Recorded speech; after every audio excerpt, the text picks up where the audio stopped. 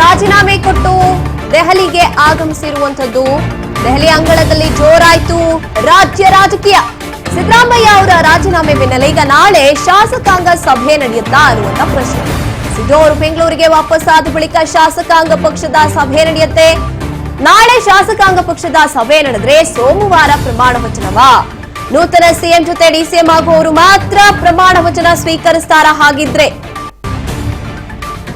ದೆಹಲಿ ಅಂಗಳದಲ್ಲಿ ರಾಜ್ಯ ರಾಜಕೀಯ ಈಗ ಜೋರಾಗ್ತಾ ಇದೆ. ಸಿದ್ದರಾಮಯ್ಯನವರು ರಾಜೀನಾಮೆ ಘೋಷಣೆ ಮಾಡಿದ್ದಾಯ್ತು. ಈಗ ಹಾಗಿದ್ರೆ ಶಾಸಕಾಂಗ ಸಭೆ ನಾಳೆ ಇರುತ್ತಾ? ಸಿಎಂ ನೂತನ ಸಿಎಂ ಯಾರಾಗ್ತಾರೆ ಅವರು, ಜೊತೆಗೆ ಡಿಸಿಎಂ ಅಂತ ನಾವು ಯಾರನ್ನ ಇವಾಗ ಅವರು ಇನ್ನೂ ಗೊಂದಲದಲ್ಲಿ ಇರುವಂತದ್ದು ಡಿಸಿಎಂ ವಿಚಾರದಲ್ಲಿ, ಆಯ್ಕೆ ಮಾಡುವ ಅಂತ ವಿಚಾರದಲ್ಲಿ. ಹಾಗಾಗಿ ಈ ಇಬ್ಬರು ಮಾತ್ರ ರಾಜೀನಾಮೆ ಸಲ್ಲಿಸುವಂತ ಪ್ರಮಾಣ ವಚನ ಸ್ವೀಕರಿಸುವಂತದ್ದು ಇರುವಂತದ್ದು.